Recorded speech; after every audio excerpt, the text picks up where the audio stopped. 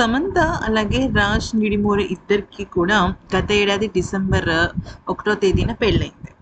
అయితే నిజానికి సమంత నాగ చైతన్యతో విడిపోయిన తర్వాత చాలా కష్టాలు పడింది. అదే సమయంలో అంటే 2021లో సమంత నాగ చైతన్య విడిపోతే 2022లో ఇప్పుడున్న అంటే ఇప్పుడు రాజ్ నిడుమూరి ఉన్నారు కదా సమంత భర్త. ఆయన కూడా శ్యామిలి అనే పర్సన్‌ని పెళ్లి చేసుకున్నారు. ఒక 5 ఏళ్ల తర్వాత వాళ్ళిద్దరు కూడా విడాకులు తీసుకోవడం జరిగింది. వాళ్ళు 2022లో విడాకులు తీసుకున్నారు. అయితే 2023 ఎండింగ్‌లో వీళ్ళిద్దరు ప్రేమలో పడ్డారు. ఎవరిద్దరంటే రాజ్ అండ్ సమంత ఇద్దరు కూడా.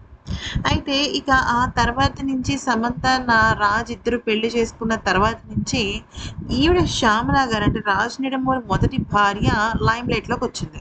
అంటే ఆవిడ చేసే పోస్ట్‌లు, చేసే ట్విట్టర్స్, షేర్స్, కామెంట్స్ ఇవన్నీ చాలా హైలైట్ అయ్యాయి. అయితే ఎప్పుడైతే సమంత ప్రెగ్నెంట్ అని తెలిసిందో ఆవిడ వర్షన్‌ని మార్చేశారు. సమంత ప్రెగ్నెంట్ అని తెలిసిన తర్వాత చాలామంది నెగెటివ్ కామెంట్స్ పెడుతూ వచ్చారు.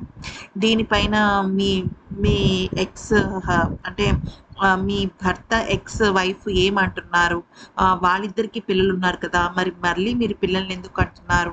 ఇలాంటి రకరకాల కామెంట్స్ పెడుతున్న నేపథ్యంలో శ్యామల గారు అంటే రాజ్ నిడమూరు మొదటి భార్య ఒక ట్వీట్‌నేసింది. నేను ఒక సెలబ్రిటీని కాదు. నేనొక కామన్ లేడీని. కానీ సెలబ్రిటీస్ లైఫ్‌లో తొంగి చూడాలని, వాళ్ళ విషయాలు ఏవో తెలుసుకోవాలని ప్రెజెంట్ చాలామంది ఏవేవో ప్రశ్నలు వేస్తున్నారు. కామెంట్స్ పెడుతున్నారు. వాళ్ళని వాళ్ళలాగా ఉండనివ్వటం లేదు. నేనే గనక ఒక సెలబ్రిటీని అయితే మాత్రం నిజంగా ఇవన్నీ తట్టుకోవడం నా వల్ల కాదు అంటూ సమంతకి ఆవిడ అండగా నిలవడం జరిగింది. అంటే సమంత లైఫ్‌లో అందరూ వచ్చి రకరకాల కామెంట్స్ చేస్తున్నారు. వేరే విధంగా క్యూరియాసిటీ పెంచుకుంటున్నారు. అలాంటి క్యూరియాసిటీని పెంచుకోకండి. ఎవరి లైఫ్ వాళ్ళది. ఎవరి జీవితాలు వాళ్ళవి.